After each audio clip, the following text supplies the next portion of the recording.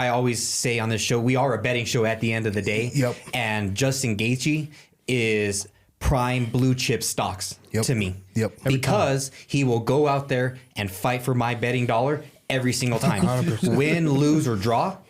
Like I said, he's blue chip. And when he loses, which isn't very often. Yeah.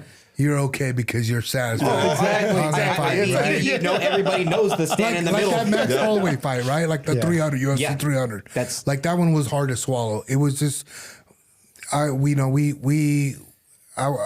and Trevor, we talk about this all the time. Like we thought he would come out different, Max come out different, and we had a totally different game plan for that, and which we kind of just screwed up on the whole thing. But nevertheless, not taking anything from Max, I would love to see that fight again.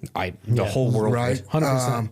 But that being said, Justin, there is no better way than Justin losing than the way he did. Because that was absolutely goated. He wants to go out on his shield like that, right? Like that's just the way he is. That's a legendary moment. I'll be showing my kids that highlight. You know, they're gonna be like, "Dad, that was 20 years ago." I'm like, "No, sit down and watch this. This is how you do it." Yeah. And you know what's crazy is, like you never want to see your boy just face down, just on the canvas, and it sucks. And I just wanted to go there and pick him up and everything. I want to just punch everybody, get out of my way. But the doctors got to do what they got to do. And he came up, and right when you leave the event, and especially like something like that, win or lose, they got these black tents in the back, and you see the doctor right away, and they tell you, all right, you're going to the hospital, you got a suspension, this and that. They just procedure. And we're sitting there, and Justin's there, and I'm sitting there looking, I'm like, dude, you good? He goes, and he just smirks and laughs, He goes, dude. And he could just see it on my face, like I'm concerned about him, right? And he goes, dude, we did this to 20 other guys to get in here.